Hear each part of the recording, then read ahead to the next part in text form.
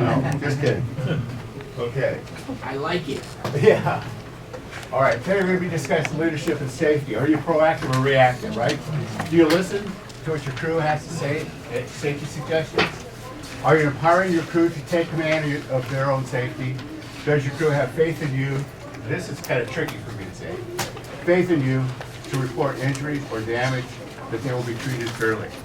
Okay? Do they know that when they come to you and they tell you something, that you're going to treat them fairly? You're not going to hammer them or whatever you can do. When I used to work for Waste Management, I had these guys out there. I'd always do my rod audits with them. I'd go out and they would think there was 4 of me out there driving around taking care of these guys. And then if I needed to go do something at the end of their route, I'd call a guy and I'd say, hey, Mario, you done with the route yet? Pause on the radio. And he'd look at me and says, where are you? I says, I'm in the office. He says, I just finished my route. You know, so I knew when these guys were done and when they could do stuff. So I empowered them to take care of the route. I told them to treat their customers like if it was their own company. You know, and so I also told them that I was going to treat them like police officers, because that's what my background was from, is law enforcement. So I had when I took over this crew, I had a piece of paper that says 25 things that will make you a good supervisor, 25 things that make you a bad supervisor. The only one I highlighted was be fair. And then, so I just took that for the rest of the time. Now, one of the things that, as a police officer, I first started out as a reserve, okay? Yeah, did everybody get one? Back here. Oh, okay. I started out as a reserve, and I wanted to not look like a reserve. I wanted to look like a bona fide police officer, because the only thing we had on our badge was a little thing here where our name would normally go. It said reserve. And so I didn't want to look like a reserve, which means I didn't want to look goofy, I didn't want to make mistakes, I wanted to be a good cop. People could come to me and have trust in me, faith in me that I handled whatever they had. And so then when I became a police officer, I went to the Sheriff's Department first, and then went back to the city where I was in reserve, the city of Newark. I had different people there that I wanted to be like. Okay, so I tried to emulate their good things. And then there was sergeants there. I wanted to be a sergeant, so I took the test, and it was going through all of this stuff, and basically there was a part in there where it says if you're told to go after an officer, you have to go after an officer, and I couldn't do that, okay? If they did something wrong, or violated a policy or something, but I cannot be one of those kind of people that wait for them to make a mistake, hope that they make a mistake, so you can hammer them. I couldn't do that, so I begged out of that. But I did my other stuff. You know, I did the FTO, field training officer, a detective. I was a commercial officer, traffic officer. You know, I said detective already, but I did all of that stuff. And so I felt like I was pretty well-rounded police officer. Then I started thinking about who I wanted to work for. There were sergeants out there that I liked. Okay, one sergeant was a guy that he's always taking care of you, making sure that you knew what you were doing, and he was always there backing you up and patting you on the back, and if you did something wrong, he worked with you to get it straightened out, things like that. We had another sergeant there that was a real cool guy who was from South Carolina, and he always used to talk, and I loved the way he talked. You know, and he would tell stories, and he'd say, you know, when people fishing, you know, he got a fish pond in his mom's or grandma's house, property out there, and fishing was so good in that fish pond, he'd have to hide behind a tree to bait his hook, you know, that kind of stuff. And so I thought that was really cool. I liked the way this guy did. He was a good sergeant, but he always had stories. And then I had this other sergeant. Oh man, he was tough. Sergeant Tuitt. Did always get around to it? No, we didn't get around to it. He was always there, and he said that he felt all the rookies were like lumps of coal, and his job was to make diamonds out of them.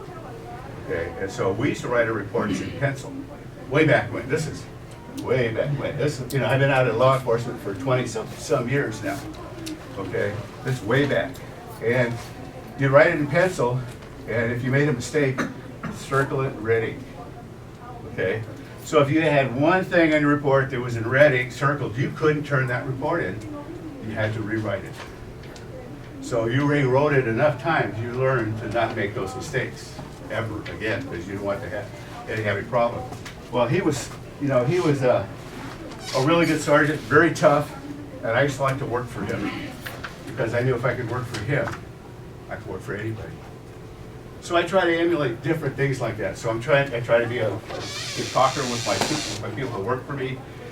Even now, in as far as safety goes, I started out in safety. What I did is I picked a couple of supervisors that were there, had been there a long time, and I tried to get closer because now I was working with Oro Loma probably for 11 years before they brought me over. Now these guys have never met me before.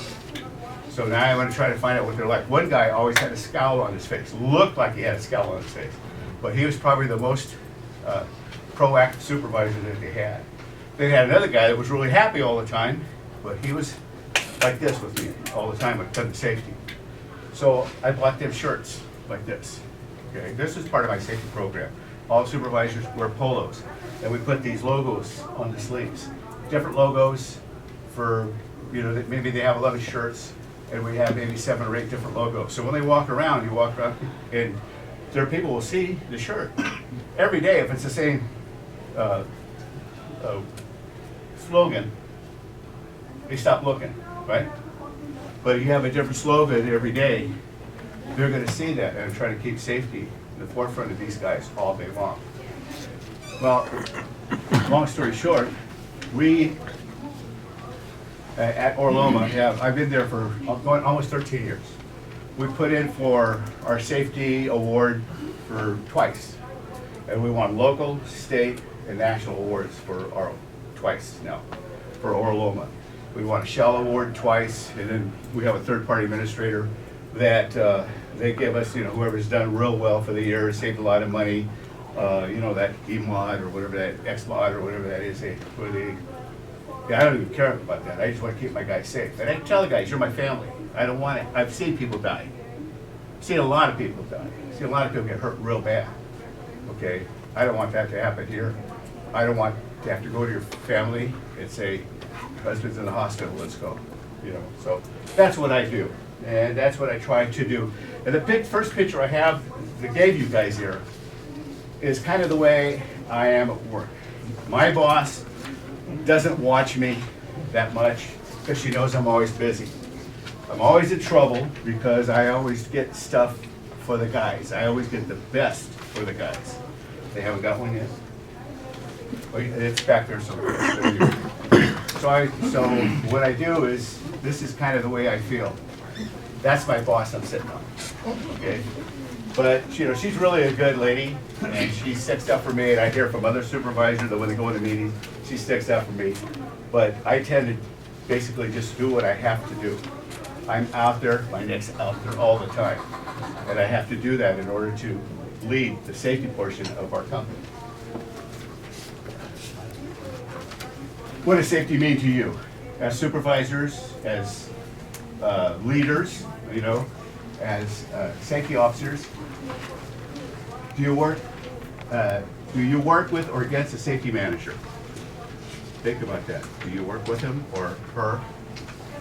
Okay. Is safety really safety first, or is getting the job done your first priority? I was there probably 7 years, and I went into a safety meeting and I told them, this is probably going to be my last safety meeting. I've applied for another position. I'm probably going to be leaving. And like everybody's jaw dropped, My boss ended up getting me to stay, but and the general manager was there, and I told him, I said, hey, look, if you want me to stay, then you're gonna have to ask me to stay. I really don't want to go, but I think maybe I'm needed someplace. Maybe I've done enough here. And so he says, well, he thought about it for a second, and he says, would you please stay? I would like for you to stay here. I said, okay, on 2 conditions. And he had this sign up there that was his baby. It was on a digesters. It said, do it right, do it safe, and do it now. I said, Mike, they said, that sign that's up there, it has safety second. I said, we got to change it. It's got to be safety first, do it right, and do it now. So he thought about it for a little bit and he said, okay, he changed it. I mean, that's basically all they wanted to do, is make safety first priority before anything else, you know? Is safety a hindrance on your daily job production? Now, I've had people that it is, it's a pain in the butt for them. But if you learn safety and you follow the rules and you whatever, it'll be just fine, okay? And so it's getting them to understand that. And do you schedule too much work for your crew so they can take shortcuts to get it done? Okay. Do you? I don't know. Okay. You encourage your crew to do better. Now I tell you, when I was in law enforcement, I had a hard heart. Really. I mean, I've had to see babies SIDS. You know what that is, right? You all know what that is. I've seen that, investigated them. As a detective, I investigated murders and really nasty stuff. So I had a hard heart. After I got out of law enforcement, I had to get rid of that heart. Now, when I see stuff like this, I cry. So if I get choked up in here, it's because I have feelings about this.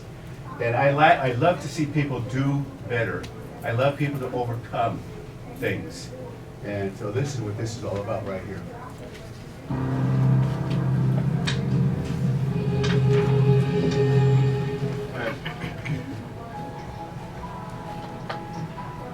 Don't ever let somebody tell you you can't do something.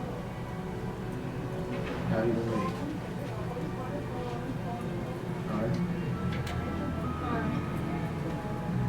You got a dream, you gotta protect it.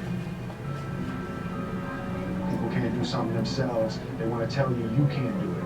Can you hear that okay? If you want something, go get it. Period. Sometimes you Our have to deepest encourage fear is them. not that we are inadequate. Our deepest fear is that we are powerful beyond measure. It is our light, not our darkness, that most frightens us. Your playing small does not serve the world. There is nothing enlightened about shrinking so that other people won't feel insecure around you. We were all meant to shine as children do. It's not just in some of us, it's in everyone. And as we let our own light shine, we unconsciously give other people permission to do the same. As we are liberated from our own fear, our presence automatically liberates others. What you doing here? Don't you have practice? Not anymore, I quit. Oh. Well, since when are you the quitting kind? I don't know, I just don't see the point in it. So you didn't make the dress list. There are greater tragedies in the world. I wanted to run out of that tunnel for my dad. To prove to everyone Prove what? that I was somebody. Oh, you are so full of crap. You're 5 feet nothing, 100 and nothing, and you got hardly a speck of athletic ability. And you hung in with the best college football team in the land for 2 years. And you're also going to walk out of here with a degree from the University of Notre Dame. In this lifetime, you don't have to prove nothing to nobody except yourself.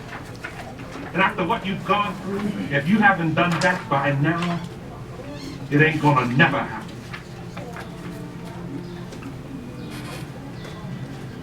Now go on. Sorry I never got you to see your first game with you. Hell, I've seen too many games in this stadium. I thought you said you never saw I've me. never seen a game from the stands. You were a player? I rode the bench for 2 years. Thought I wasn't being played because of my color. I got filled up with a lot of attitude. So I quit. Still not a week goes by, I don't regret it. And I guarantee a week won't go by in your life you won't regret walking out, letting them get the best of you. You hear me clear enough? You're gonna give me your best. I'm gonna give you my best. All right, one more thing. I want you to do blindfolded. Why? Because I want you giving up at a certain point when you can go further. Get down. Jeremy, get on his back. Good tight hold, Jeremy. How many of you saw this? All right, let's go, Brock.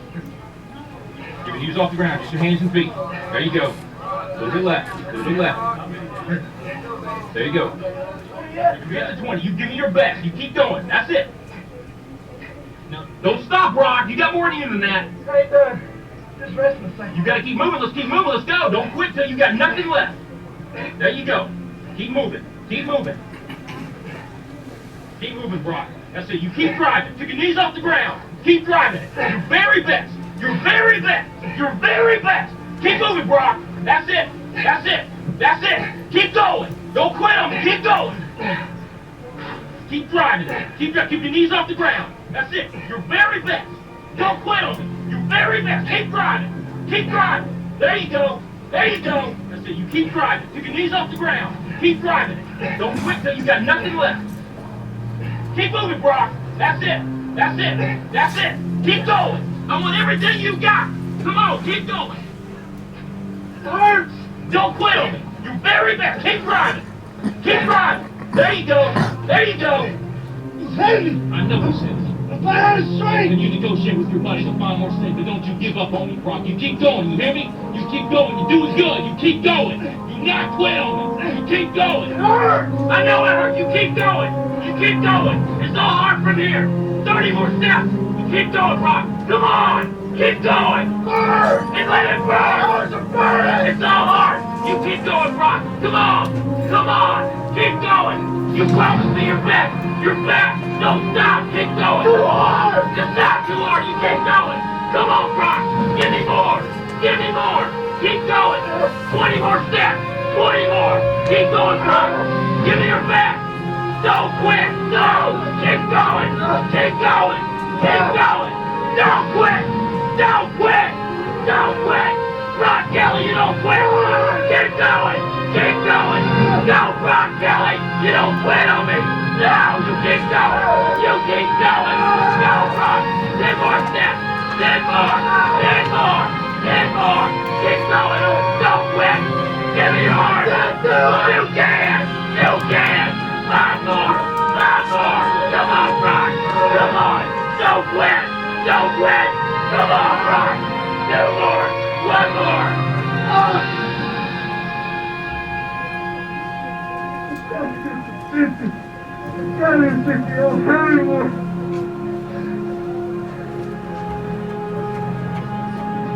Look up, Brock.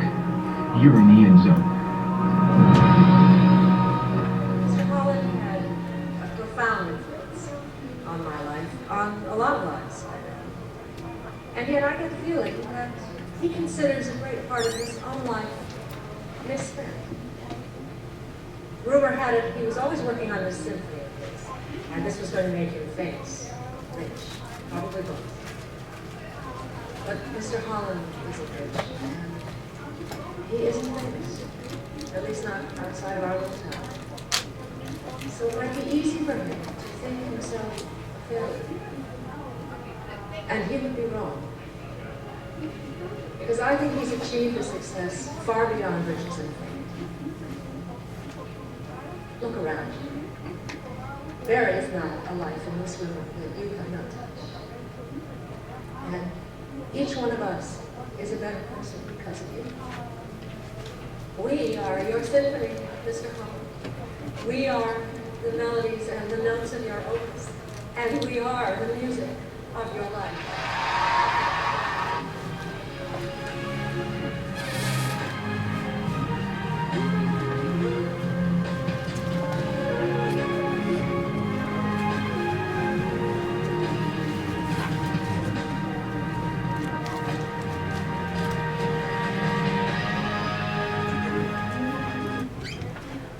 See any of the sergeants I was telling you about it and this stuff here? You know, and if you haven't played sports, you don't know what this guy is. You probably think he was being real mean, but you try to get the best out of your people. You know, and that's what you do. You try to get the best out of your people. It's the qualities of leadership.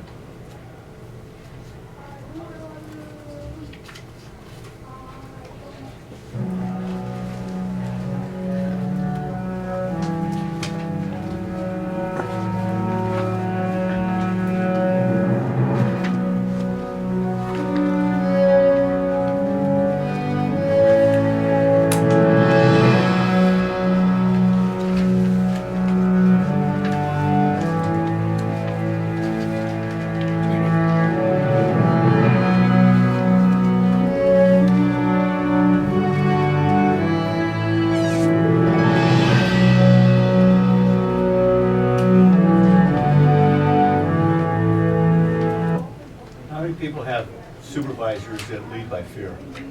Anybody? I've had them.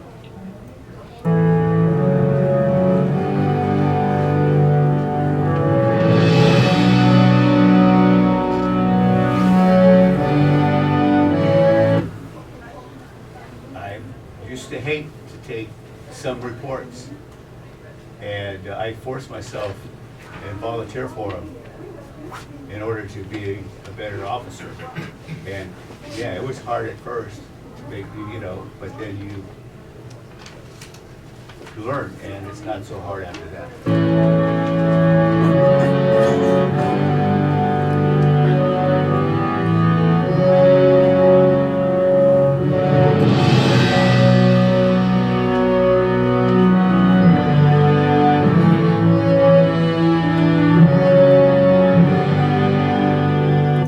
How can you demand,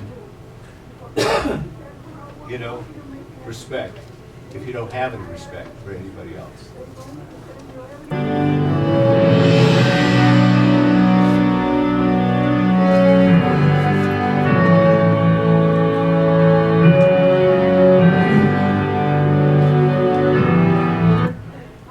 That's a true leader right there. I used to have a saying when I was very young. I used to work in the waterworks industry, and I would say, if you have something that's really hard to do, find your most laziest person and put him on that job, and he will find the simplest way to get that thing done. Establish a really good, quick procedure.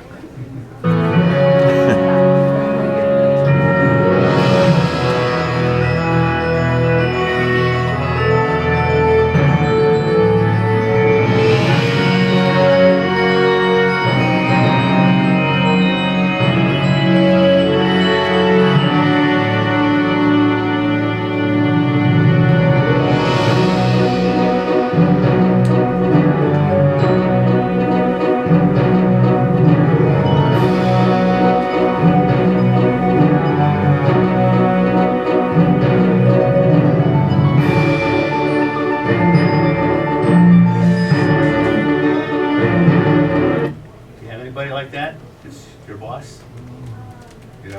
I have them. Sometimes you have to pick and choose, and sometimes you have to walk around like on eggshells on some of the other ones.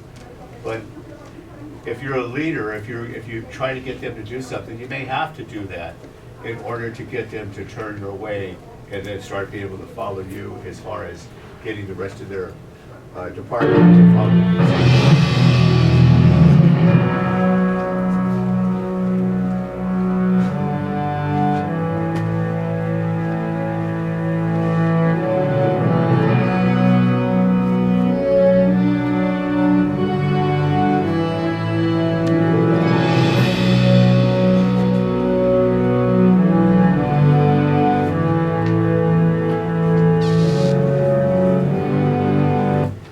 Thinking about having you write your name on a piece of paper in front of you, and then when you're done, I want to tell you that's your mark of excellence. Anytime you put your name on a piece of paper, that's your mark of excellence. Okay? I don't know if you ever thought about it that way, but that is.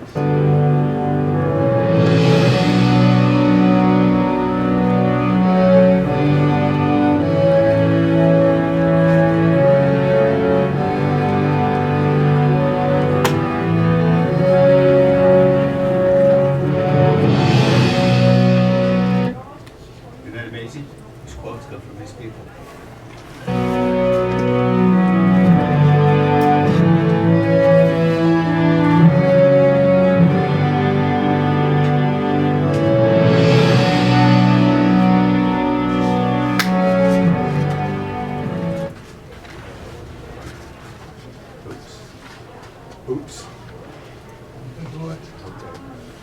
So are you a manager or a leader? What do you think? And tell yourself right now, think about it with yourself. Are you a manager or a leader? Manager or a leader? Let's see. Whoop. Did I mess something up there? Let me back up. They say, if you live by PowerPoint, you die by PowerPoint. Okay. All right, I guess I didn't have anything here. Let's do it this way. To remind your crew that safety is for the family. That's one of the biggest things I do, is I tell everybody that safety is not for me, not for the company, whatever, it's for you and your family. Because without you, what's gonna happen to your family? Okay? It's like, I get that, try to really get that across to them. So, here's a little, anybody seen this one before?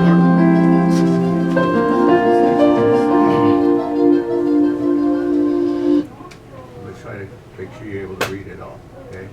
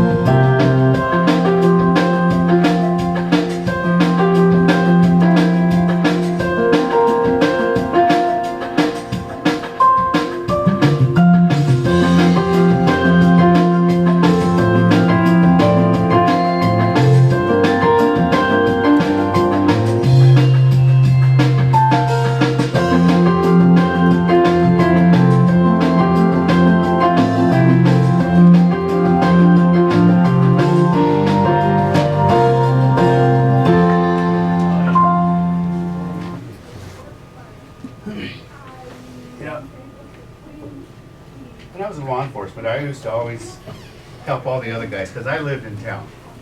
And other guys would live out, you know, so I would cover their shifts for them, like on Christmas and Thanksgiving or whatever, because I still lived in town. I could go home and see my family, whatever, and then somebody would get a call, I'd take off. But they couldn't, because they lived out of town, you know. So I've always kind of felt that's kind of the way I do things, you know. And I try to tell my guys, you know, that worked for me in the past, that even now, like I said, in the safety meetings, I talk to them, it's your family, okay? What are you gonna do? What would your family say if you didn't come home tonight? And I try to get this across to them. They have to be able to understand that there's more to life than work, okay? You gotta take care of your family. And so sometimes it works beyond that, because then they call in sick when they're not, and then you gotta work around with everybody else.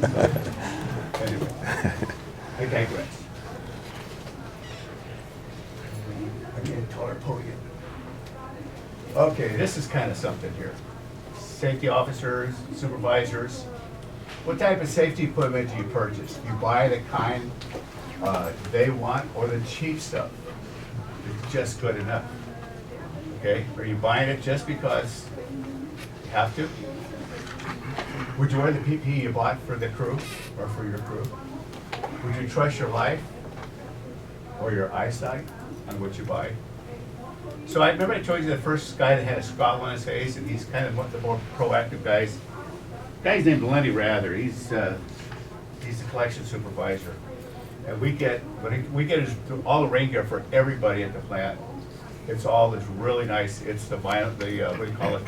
It looks like vinyl, like, you know what I'm talking about. It's not vinyl, but it's nylon, breathable stuff. Runs $70 for the jacket, or like $50 for the pants. You know, we get muck boots for them with steel toes. And those are made of the same material that they make wetsuits out of. You know, and so we get that, and we get them these glasses. They look like Ray-Bans and things like this. They really look good. But you know what? His guys, they haven't been hurt in years. They take care of their stuff. You know, that rain gear, rubber rain gear will probably last a year. Okay, these guys have been wearing that same rain gear for like 5 years. So now, how much does that rain gear cost? You know, he gets them all the best gloves and all that other kind of stuff. He really, you know, he tells me, he says, well, go ahead and get a couple of boxes of that because we're going to use them anyway. You know, and so he gets them. He takes care of them.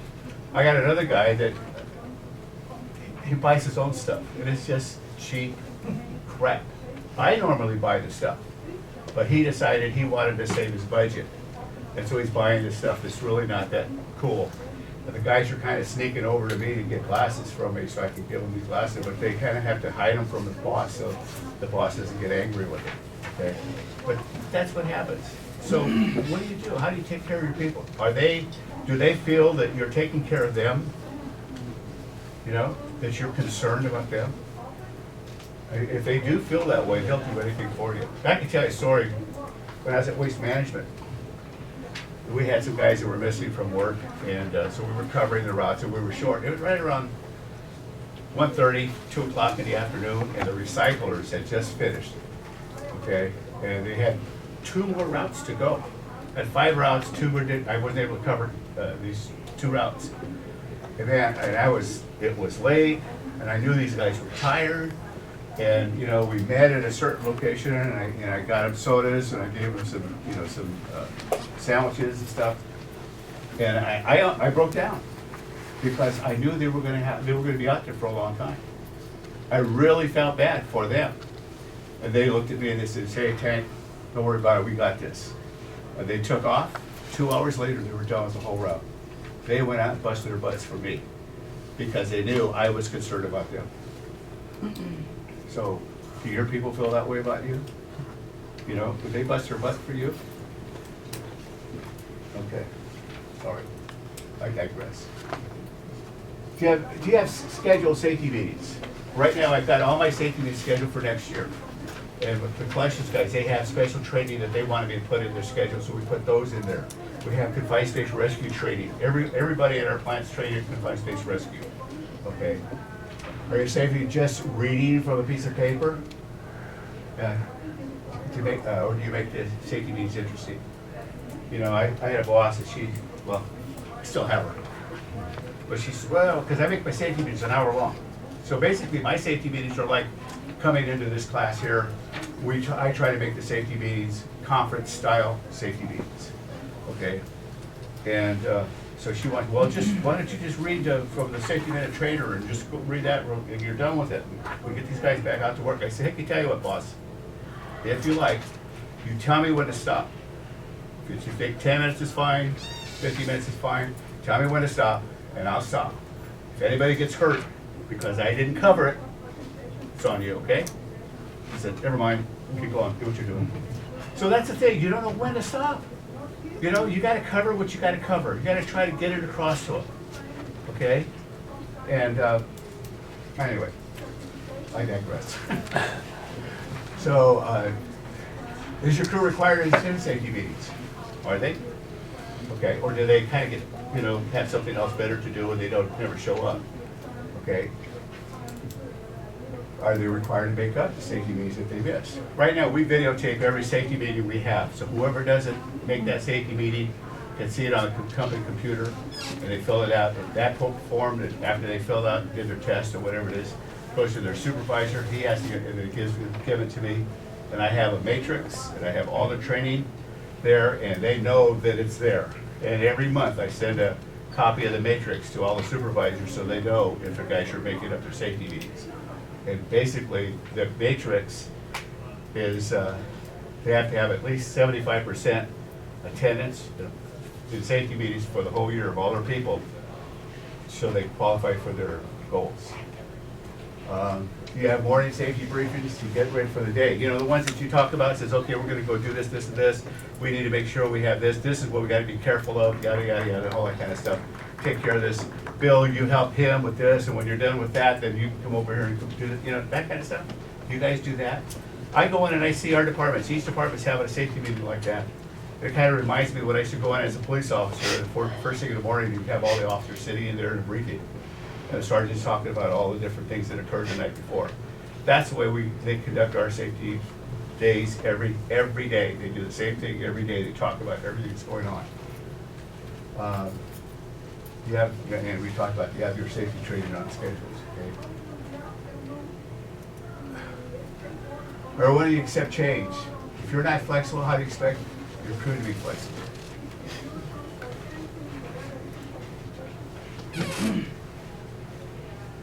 Okay, are you a leader or manager?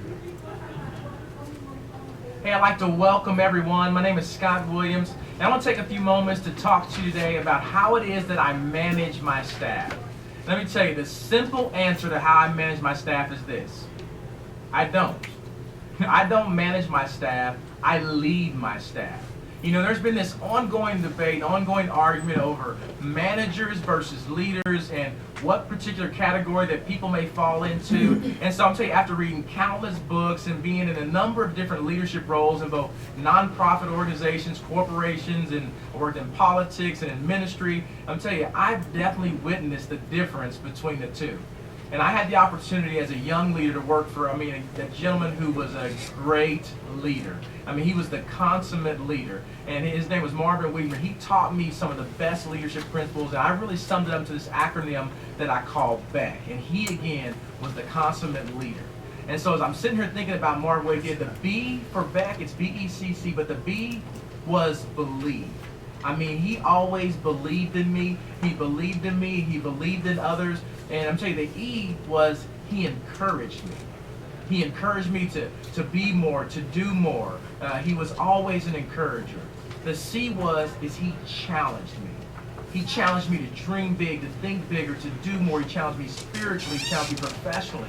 And the last C, probably the most important, is he corrected me. If I got a little bit off balance, he always would correct me and bring me back in line. And I'm going to tell you, as we look at leaders and managers, both have their roles. But in their simplest form, here's the deal. Leaders develop followers, and managers manage people and things. And so leaders don't have subordinates because they're in the business, again, of developing followers, in the business of developing other leaders.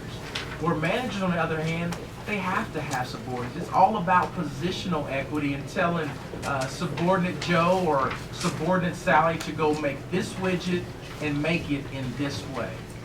A leader, on the other hand, they're not worried about some positional equity or some formal authority because they know that they're in the business of creating a tribe and developing more leaders. And what we have to understand is that the business of following is voluntary. It's a voluntary action. A lot of times, managers don't even realize this. And so the challenge for most managers, they don't realize that they're managing, that they're confusing managing with leadership. And so I'm going to help us to look at these 10 simple category principles and category comparisons that will compare the difference between a manager and a leader. And so the first thing, when it comes to essence, the essence of all of this, managers, they're all about stability. Where a leader, on the other hand, they're all about change. When it comes to rules, managers make the rules, leaders, they break the rules, for the sake of their organization, for the sake of what they're leading. When it comes to approach, it's all about, for managers, all about planning the details. For a leader, it's about setting the direction. This is where we're going. And when it comes to culture, managers, they execute. And we're leaders, they shape the culture. When it comes to conflict, managers oftentimes avoid conflict. Where leaders, they use conflict as an asset because they understand that there's no movement without friction. When it comes to direction, managers like to go down the existing road. I'm going to go this way. This is comfortable. Where leaders, they like to go down new roads. When it comes to credit, managers tend to take credit, where leaders, they give credit to all those around, those who are making it happen. When it comes to decisions, managers makes the decisions, where leaders will generally facilitate the decision. They will encourage and create buy-in in a healthy way. When it comes to vision, managers tell, and leaders, they sell. They sell the vision and direction. And this one is really important, the last one, number 10. When it comes to style, managers are generally transactional. What are the transactions to get this from there? Where leaders, it's about being transformational, transforming people, transforming the organization, transforming the culture. I'm going to tell you a great self-assessment for you to determine whether or not you're leading or you're managing is to ask this question. And the question is this: if my position, title, role, or formal authority were removed, would the people that I'm leading still gladly follow me? If you can't answer that question honestly, ask those that are closest to you to give you a candid answer. Because the reality is that people don't want to be managed, they want to be led. They want to follow a leader.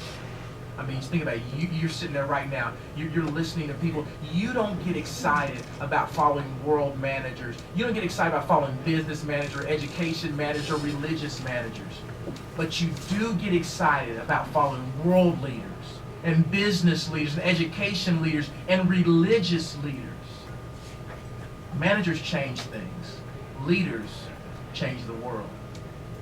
Let me tell you this, I remember this quote from an Apple commercial. It was a campaign they did in the 1990s, a Think Different campaign. It featured MLK and Picasso and Gandhi and Einstein and others. And the commercial ended with this line. It said, "The people who are crazy enough to think they can change the world are the ones that do." Be a world changer. Be a leader.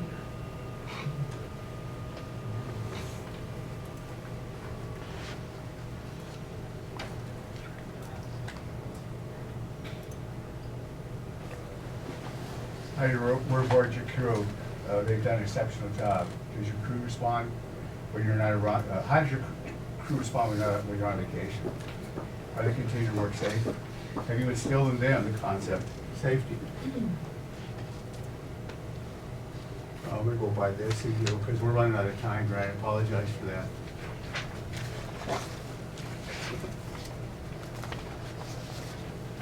But basically, this one here, there was an accident out there. The supervisor came out.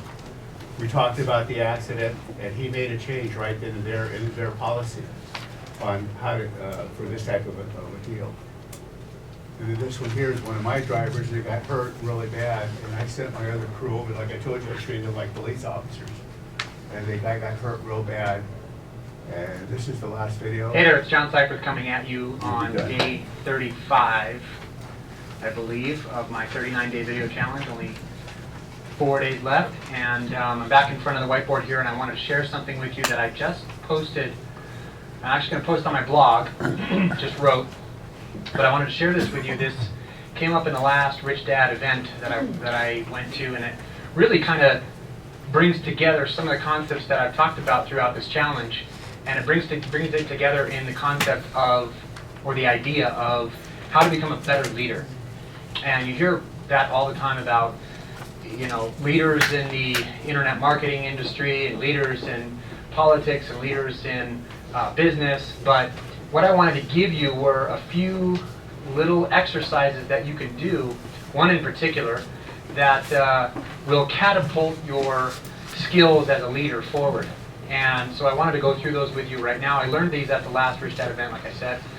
But the first exercise that you can do is look at your role models. Look at the people that have been role models in your life. Who has had an impact on you from a leadership standpoint? Who have you looked at as a great leader?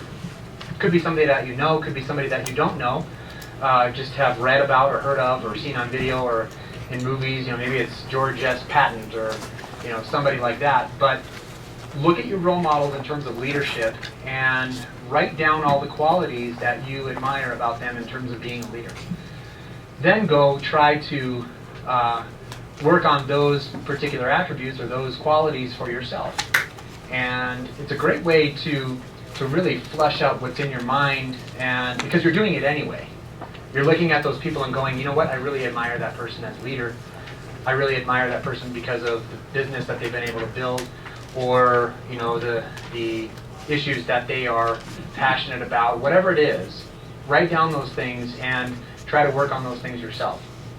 The second step is to look at the BI triangle, and I'll try to put that on the video here. If not, I'll put it in the description over here, a link to the BI triangle if you haven't seen it yet.